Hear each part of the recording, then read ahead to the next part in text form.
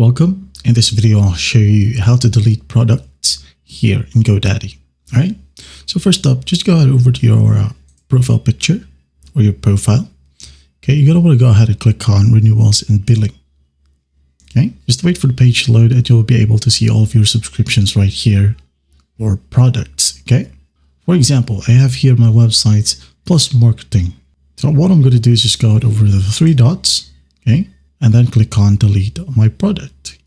Okay, there'll be a prompt. It says here, wait, you're not finished. Just go ahead and click on this checkbox, and once done, click on send an email. Okay, it says here you must open the email first and click on the delete button from there. Okay, or yours might be different. Just follow the prompts in that particular email. Okay, if you're trying to delete any of these products like a domain or domain bank orders, domain protection, incoming domain transfer, SSL, GoDaddy payments, mobile app store purchase, just like so.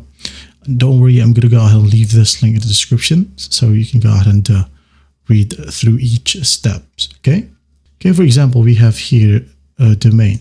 So just click on it and read through this. For example, sign into your GoDaddy portfolio, then select an individual domain to access. For example, this specific domain, and under the advanced section, select delete domain.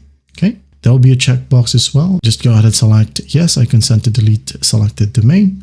And once done, just follow the simple prompts, and after that, you're good to go. That is it. And do take note that you can go ahead and just ask for refunds if you are eligible. Okay, if you just want to check, you can go ahead and click on refund policy right here.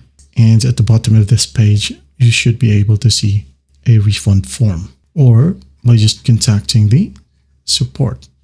Okay, right here. Right. I hope this video helps, and I'll see you in the next one.